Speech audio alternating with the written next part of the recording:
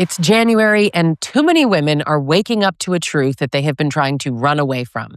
And not because it's the new year, but because December is finally over. The pretending is over. The pressure cooker of the holidays is over.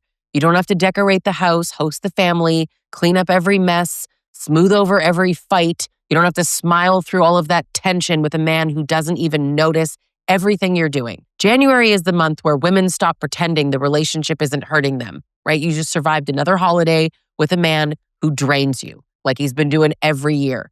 And now you're sitting in a quiet house, looking around and wondering why you're living like this. Before you explain it away or talk yourself into giving him one more chance, again, stay with me. Some of what I'm about to say is going to be uncomfortable, but I feel the need to say it. One of these reasons will be the one that you've been avoiding admitting. And number 8 is the reason that ends relationships. It ended mine. I'm going to take you through 8 reasons to leave your husband. I've been in abusive relationships. I've been trauma bonded. I've stayed way too long. I've told myself stories to make it all make sense, right?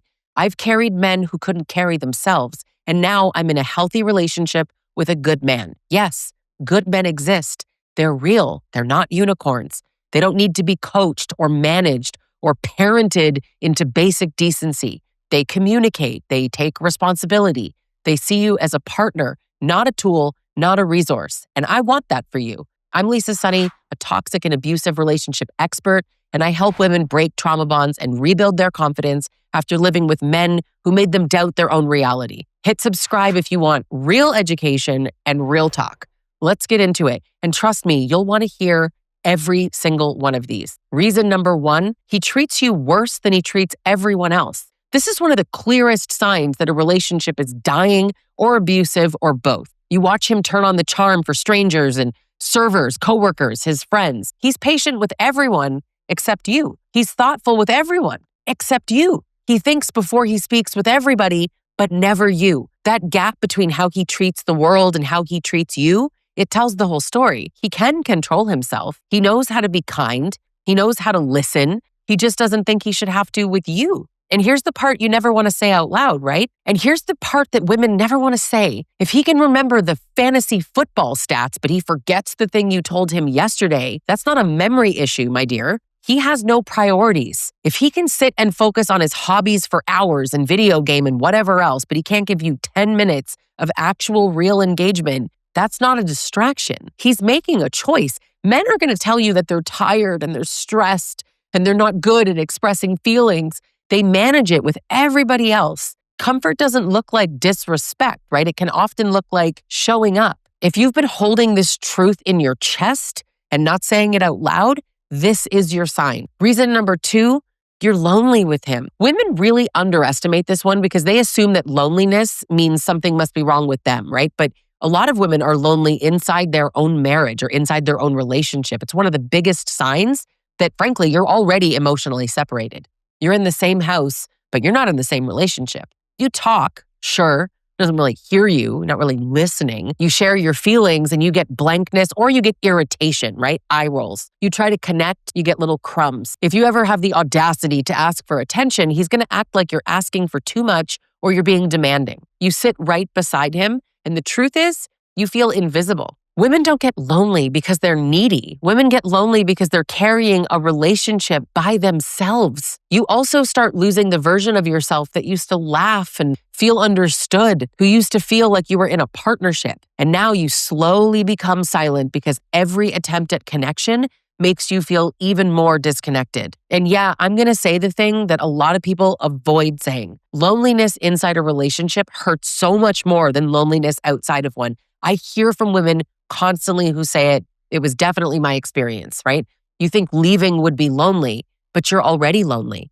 Being alone, being single, in fact, doesn't mean that you're alone. And it definitely doesn't mean that you're lonely. Reason number 3, he punishes you for having needs.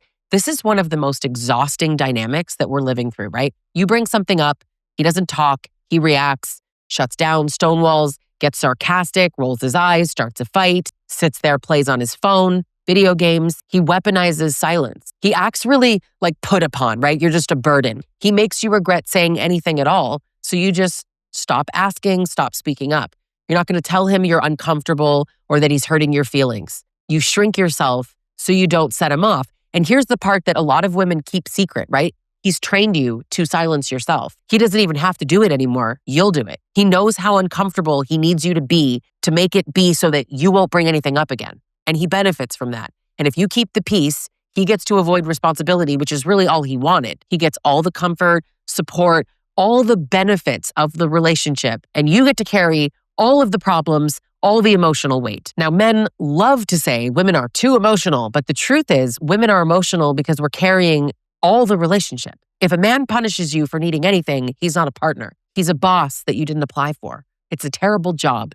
I think you should quit. Reason number 4, you have started doing everything yourself. He forced you into hyper independence. And at first, it's the small things, right? But then it becomes everything, right? You plan the meals, the birthday gifts, play dates, dentist appointments, school emails, housework, holidays, vacations, the emotional repair after fights, all the relationship problems, the social calendar, life management. The list is endless, right?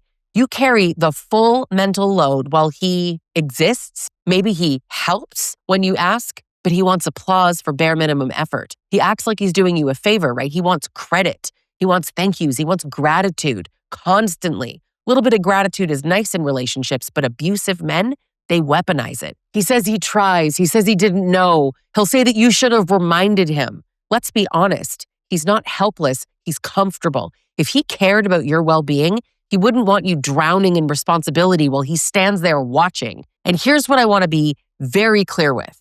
Weaponized incompetence is not laziness. It is learned behavior that lets him avoid effort while still feeling like the good guy. Men are raised to believe that women exist to manage them, and women are raised to accept that. So this isn't a relationship issue. It's actually a cultural issue, a social conditioning issue. You don't fix culture by over-functioning. You walk away from the men who expect you to carry them because women are exhausted. We don't stay with men like this. Reason number 5, you've lost respect for him. People don't talk about this enough. This happened to me.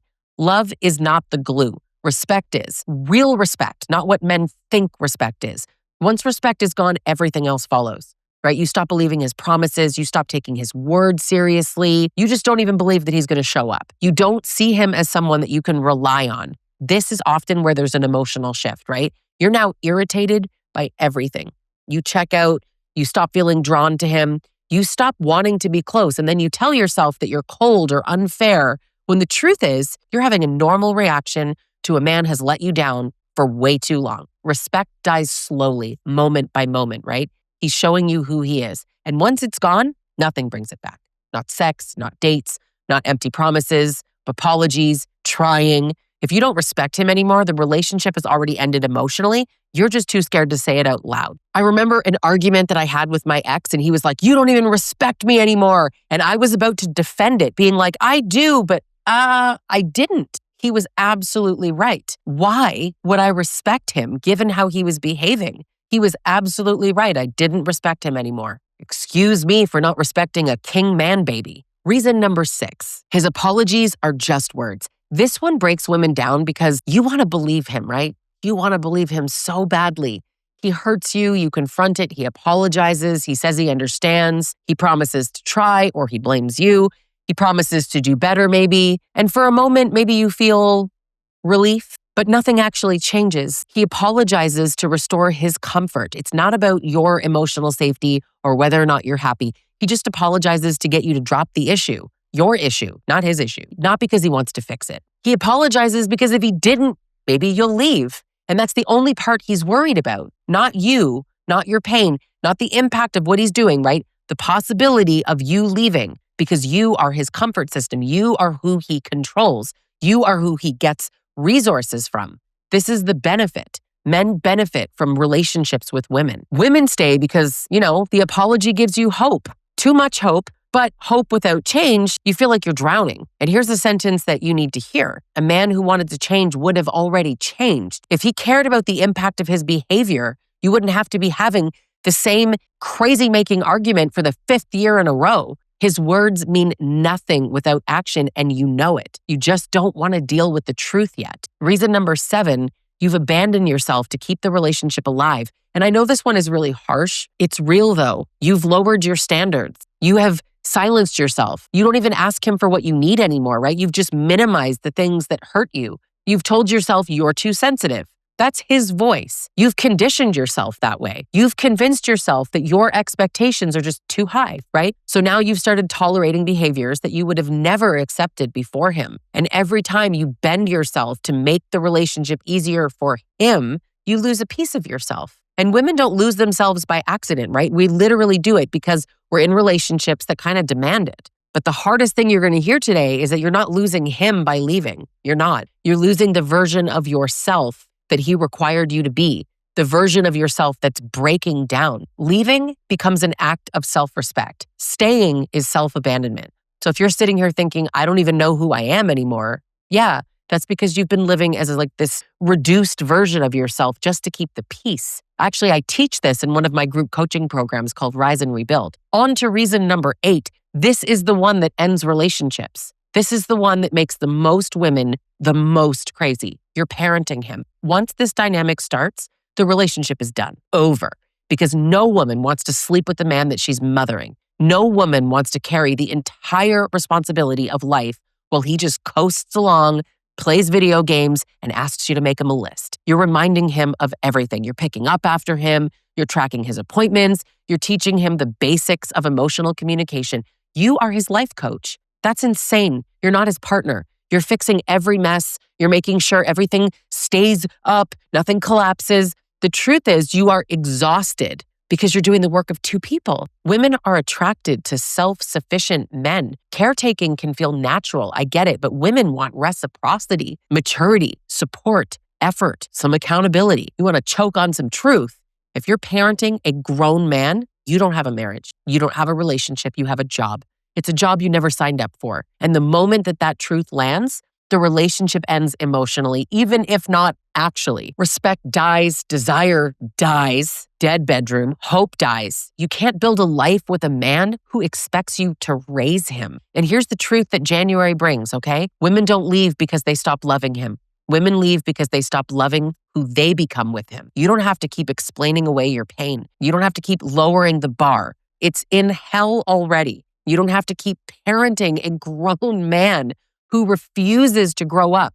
This is a choice. He's not traumatized. We have to stop making excuses. We have to stop lying to ourselves about what this relationship really is. Good men exist. Peace exists. Being single is amazing as compared to being with a grown man who acts like a toddler. Self-respect is real. Build a life where you feel supported and seen. This exists and you deserve all of it. If you're waking up this month and you're realizing that you cannot do one more damn year like the last one, that's clarity. If you want real support behind breaking the trauma bond and rebuilding who you are, book a session with me because I'm going to help you get clarity and strength and the direction that you've been missing.